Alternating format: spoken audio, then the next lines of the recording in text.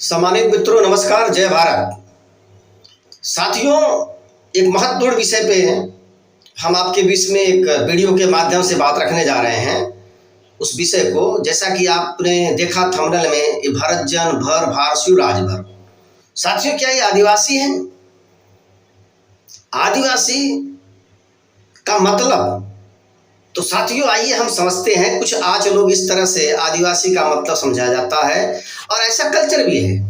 ऐसा नहीं, आज भी हमारे देश में इस तरह से कल्चर के लोग हैं जो आज भी एक सभ्यता को संजोए हुए हैं। लेकिन सवाल क्या जो राजभर भारसु या भरतगण हैं, क्या इस सभ्यता के पोषक हैं? क्या ये उसकी कैटेगरी में आते हैं?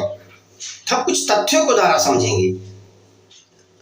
देखिए साथियों, कुछ ऐसे भी चित्र आप देखते होंगे, तमाम इस तरह से चीजें आती हैं।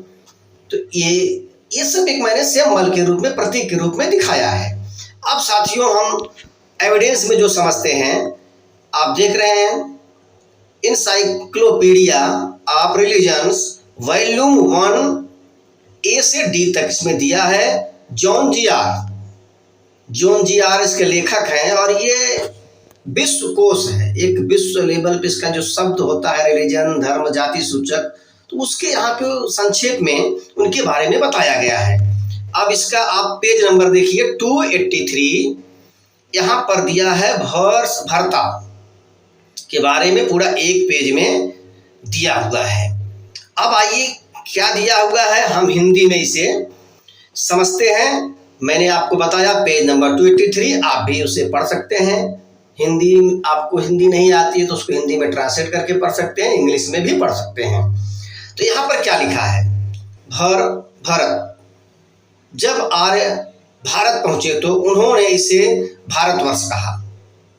भरतों की भूमि, जो पौराणिक नायक थे, ये भरों का प्रतिनिधित्व करते थे।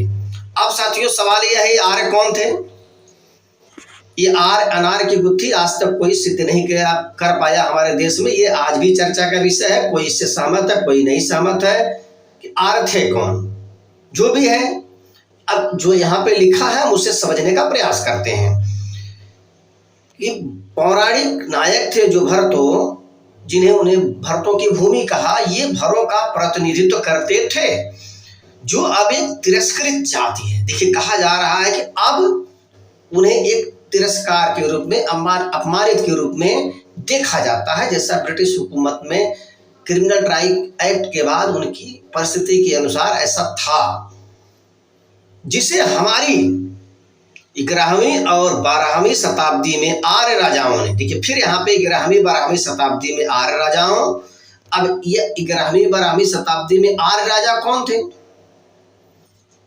कोई अपने आप को आर्य राजा, विदेशी बाहर से आया हुआ कोई मानने को तैयार नहीं है, कोई मानता है। सारे लोग इसी संस्कृति, कल्चर, सभ्यता से अपने को जोड़ते हैं। अभी कौन से आर्य थे, फिर से चर्चा का विषय है। 15वीं शताब्दी में मुस्लिम मुगलों अर्थात मंगोलों लिखा गया है, मुस्लिम मंगोलों ने जीत लिया था। वे अभी भी दक्षिणी और पूर्वी अवध में असंख्य कह रहे हैं, करीब 2.5 लाख के आसपास है। दक्षिणी और पूर्वी अवध को मिलाकर बताया गया जो उनकी उसमें जनसंख्या थी, क्योंकि कई बार अंग्रेजों ने सेंसस किया था। और उनके पास बहुत सारा कौशल और ऊर्जा है जो एक बार उन्हें अलग करती थी। क्या कहा जा रहा है, उनके पास जो एक कौशल और ऊर्जा है उन्हें एक बार अलग करती थी। अब इसमें इंपेरियल जो गजेटियर ऑफ भारत और शेरिंग की जातियां, जो मिस्टर शेरिंग की ट्राइब्स उन्होंने एक लिखा है, उसमें आप देखें तो उन्होंने इसमें एक उदाहरण दिया है। बनारस जिले के राजभर हिंदूकृत भर है, जिन्हें भरपटवा भी कहा जाता है। अब कुछ है हमारे इसी, जैसे अपने प्रदेश में क्या कहते हैं उनको, पासी समाज के लोग। अब वो भर को तो मान के राजनीति करते हैं, लेकिन वो राजभरों को नहीं मानते हैं, जबकि सारे लोगों ने एक मत से राजभर भारसियों को एक माना है। लेकिन ये लोग क्या करते हैं, ठीक है, इसके विषय में हम बाद में बात करेंगे। जिन्हें भरपटवा कहा जाता है। जब बौद्ध धर्म पहली बार उभरा तो भर टीले और टैंकों के साथ नाग मंदिर बना रहे थे। बौद्ध धर्म पहली बार उभरा। तो कह रहे हैं कि भरटिले यानी भर किले, उस समय जो बड़े बड़े किले होते थे और टैंकों के साथ, तालाबों के साथ ये नाग मंदिर, स्वयं मंदिर को भी बना रहे थे। जैसे कि नवाबगंज के पास मजदा में, सिद्धौर के पास पुरई में टैंक, इलाहाबाद में दीघी टैंक और अन्य, जहां जून में सांप दिवस पर सांपों को दूध और चावल चढ़ाए जाते हैं। बुद्ध ने नागा हृदय अभिक्षत्र के सर्प टैंक में 7 दिनों तक उपदेश दिया और अशोक ने इस टीले पर लगभग 250 ईसा पूर्व पूजा की थी। अब साथियों, ईसा से पूर्व 250 साल पहले की बात की जा रही है। तो अब आप आज से 2020 साल पहले 1 ईस्वी का इसी भारतीय पुरातत्व विभाग के इपिग्राफिका में एक देखिए शिलालेख मिला है। स्पष्ट उसमें कहा गया है, चित्र में आप देख रहे हैं, इसका हमने कई बार बताया हुआ है और भी लोगों ने बताया हुआ है। यह है भर राजा भटकता का, जो आप अभी देख पा रहे हैं स्क्रीन पे।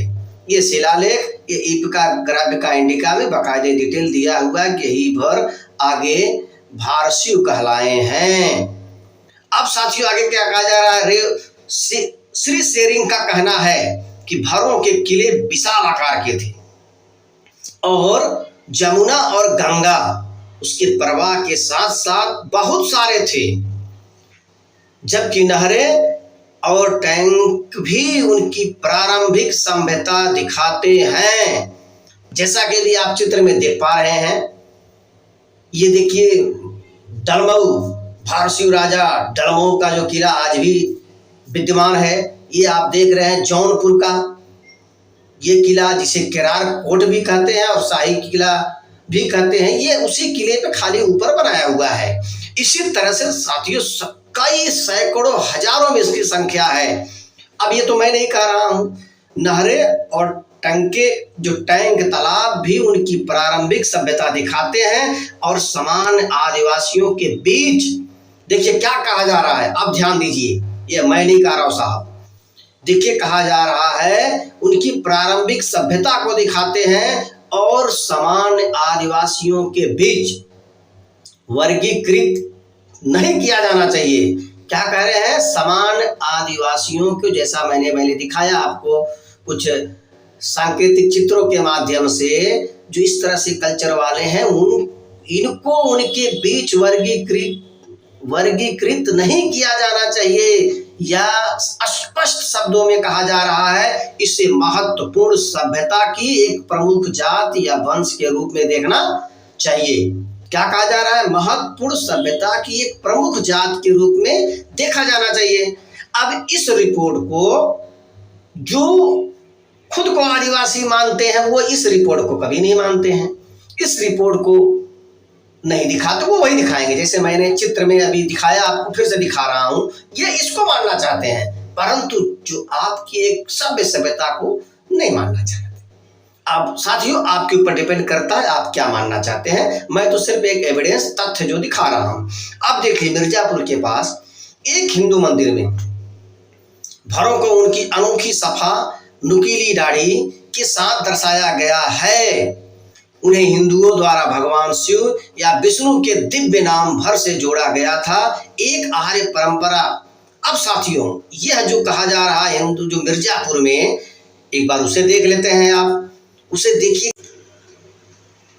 देखिए इसी चित्र को जैसा कि वहां पे बताया जा रहा है, आप देख रहे हैं, ये मिस्टर शेरिंग साहब ने इन्हीं चित्रों को अपने भर ट्राइब्स में दिखाया हुआ है। ये देखिए त्रिनेत्र वाले जो शिव के समान, ये आप देख रहे हैं।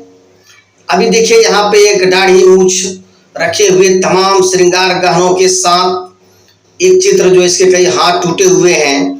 ये मूर्तियां सब साथियों आज भी रखी हुई हैं भारतीय पुरातत्व विभाग के म्यूजियम में।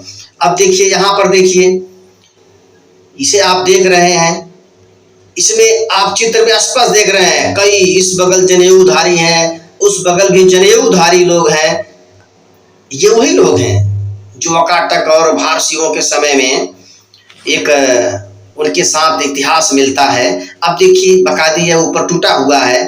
अब आप इसे देखते रहिए, आप किस सभ्यता की निशानी है।